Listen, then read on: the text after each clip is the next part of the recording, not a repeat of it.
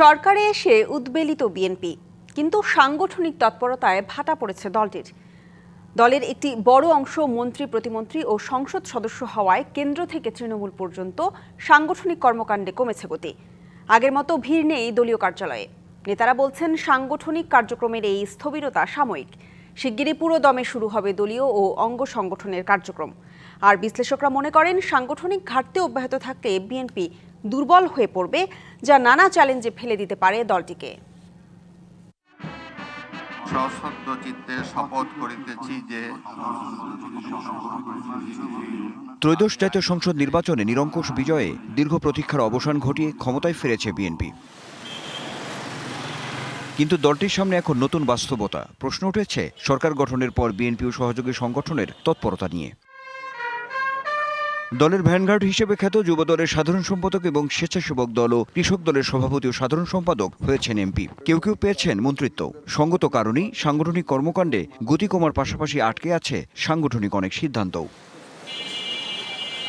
আগের মতো নেতাকর্মীদের পদচারণা ও ভিড় নেই গুলশানে বিএনপি চেয়ারম্যানের কার্যালয় এবং নয়াপল্টনে কেন্দ্রীয় কার্যালয়ে।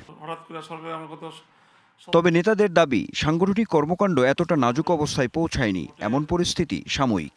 বিএনপি ম্যান্ডেট পেয়েছে এবং আমরা সরকার গঠন করছি। একটু সামান্য কারণে হয়তোবা এটা দৃশ্যমান দেখা যাচ্ছে যে আমরা মনে কাজ করতেছি না, এরকম মনে হচ্ছে, কিন্তু অ্যাকচুয়ালি আমরা সাংগঠনিক কাঠামোর মধ্যে থাকতে চাই। সাংগঠনিক কোনো কর্মকাণ্ডে ভাটা পড়েছে আমি এটা মনে করি না, কারণ প্রতিদিনই যদি বাংলাদেশ বিভিন্ন এলাকা থেকে কোনো রকমের অভিযোগ আসে এবং সাংগঠনিক কোনো ব্যবস্থা নেওয়ার জন্য আমাদেরকে আবেদন করা হয়, আমরা কিন্তু নিচ্ছি। তারা বলছেন নতুন কমিটি গঠন এবং আংশিক কমিটি পূর্ণাঙ্গ করা সহ পূর্ণকালীন সাংগঠনিক নেতৃত্ব জোরদারে কাজ চলছে। সাংগঠনিক স্ট্রাকচারগুলো রয়েছে, এগুলো রিস্ট্রাকচারিংয়ের জন্য আমরা অনুমতি চাইব এবং আশা করি যে সাংগঠনিক যে ইউনিটগুলো রয়েছে এগুলো যেখানে মেয়াদ উত্তীর্ণ হয়েছে সেখানে আমরা নতুন কমিটি দেওয়ার চেষ্টা করবো ইনশাআল্লাহ।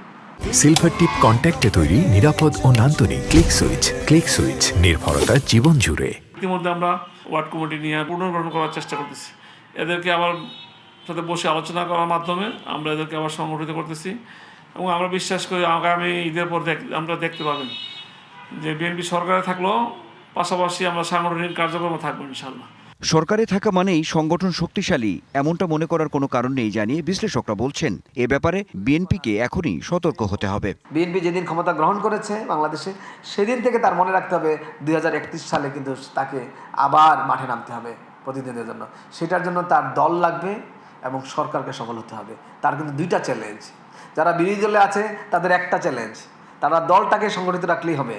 আর যারা সরকারে আছে তাদের দুইটা চ্যালেঞ্জ, একটা হলো সরকারকে সফল রাখতে হবে, আবার অন্যদিকে নিজের দলটাকেও ওয়েল নেটওয়ার্কের মধ্যে রাখতে হবে, টেকসই রাখতে হবে। এই দুইটা কাজ পাশাপাশি না করলে কিন্তু আওয়ামী লীগের যে বিপদ হয়েছে সেটাও কিন্তু সবার জন্য লেস হবে। সরকার এবং দল একাধারে দুই চ্যালেঞ্জ মোকাবেলায় বিএনপি চেয়ারম্যান ও প্রধানমন্ত্রী তারেক রহমানকেই মূল ভূমিকায় যেতে হবে বলে মত এই বিশ্লেষকের। দলের দায়িত্বটা প্রধানমন্ত্রীকেও এক ধরনের চেক দেওয়া দরকার এবং খেয়াল রাখা দরকার।